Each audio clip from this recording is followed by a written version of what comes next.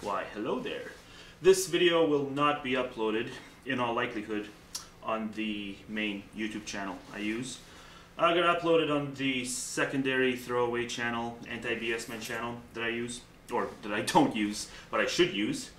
Haven't put up a video on here in, what, 11 months, almost? So that's not good, that's quite the drought. So I might as well put this video on here. Now, does that mean this is a throwaway video? Yes, it is. This is one hell of a throwaway video. But I have to do it because what happens is, about once a week or on a bad week, twice a week, what happens is I'll get these comments on my old videos, sometimes in my new videos, and this video is basically meant to, instead of me having to argue with these comments, which are always the same, the counter argument I provide is always the same because the premise behind the comment is always the same, so it's just really redundant. So I'd rather just link them to this video every time I get this comment, which I'm sure to keep getting because I've been getting it for 2 years now. So yeah, instead of just dancing the dance, I'll just link this video where I'll explain why the comment is a waste of time. The contention in the comment, in the counter argument by the commenter on my video is a waste of time and a non sequitur. And yeah, I'll just link them to this video. So if you're watching this video, chances are you arrived here because I linked you to it because your comment on my videos are just nonsense. And the videos they'll comment on are videos where I argue for a value judgment, which I've been doing since I really started. A lot of my videos are based on value judgments, where the basic premise has to be accepted. And if the basic premise is not accepted, well then there's no argument. And one of the basic premises is that unnecessary suffering is a wrong. Okay, so to create suffering which doesn't fulfill a greater need is just nonsense. And if you can't accept that, then there's just no argument.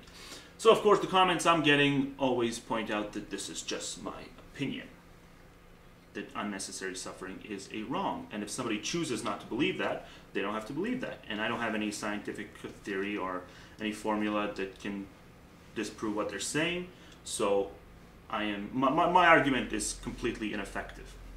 And of course the reason they're doing this is because the value judgments, value judgments, yeah, that's right.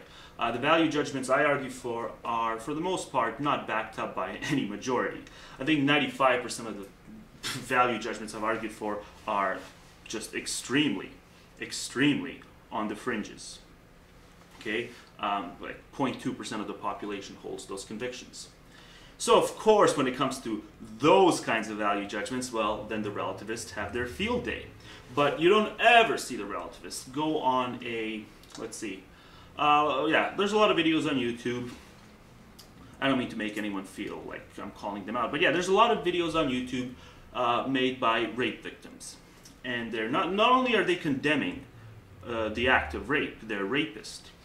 No, but they're perfectly comfortable with not only imposing their opinion that rape is wrong, objectively wrong, not only imposing that opinion on the value judgment of the rapist, who may or may not agree. Okay, no, the rapist may have just been, the rapist may have actually believed that rape is wrong as well, but the rapist just caught up. But let's just say, for the sake of the argument, the rapist doesn't believe that rape is objectively wrong. Okay? Which the people I'm addressing now will actually say that's the correct perspective to hold, that rape cannot possibly be objectively wrong because there's no scientific formula that proves that case, that proves that argument, that proves that statement that it is in fact wrong. So there's a flood of rapists, of rape victims videos on YouTube just pointing out the fact that not only should we condemn the rapist, but there should be stiff penalties, incarceration, just a whole litany of punishments. We should basically plaster the stamp of rapist on their forehead. It should carry them, it should stay with them throughout the remainder of their lives, this one act they committed. And indeed it should. But what I find funny is that the relativists are non-existent in these comment sections of these videos.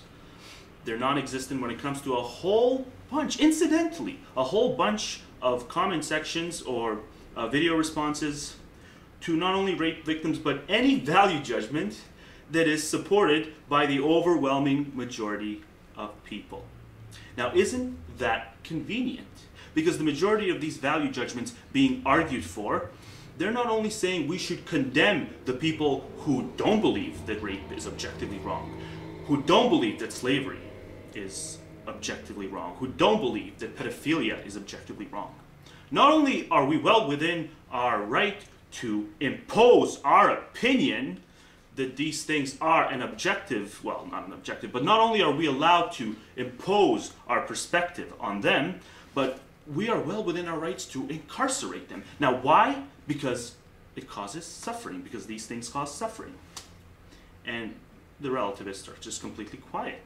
But they're not quiet when I make my videos concerning, for instance, reproduction being a silly psychological indulgence that creates suffering that also, by the same token, did not need to exist. Now, I don't call for the incarceration of breeders. I've never done that. The worst I've done is propose a voucher system where everyone gets a voucher and, well, I mean, people know the argument. Gary's made a similar enough argument on his overpopulation channel, or his Say No to Kids channel.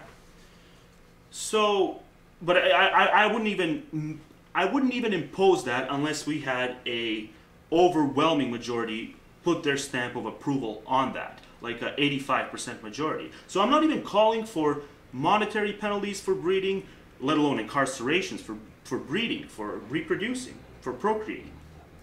And yet the relativist ignores the people who are imposing their value judgments through laws on people who just so happen to not believe in them. If there's nothing substantial about a rapist's disagreement, okay? If there is something suspicious, if everyone just gets to make up their own value system, well then how can you completely ignore civilization? How can you completely ignore the fact that we have engineered laws that are meant to reduce suffering at the expense of somebody being denied their right to have their own personal value system not be interfered with? Because that's all it is. If I am ruthlessly imposing my notions that reproduction is a negative because it causes unnecessary suffering, so too by the same token is anybody else who has ever argued for anything meant to reduce suffering.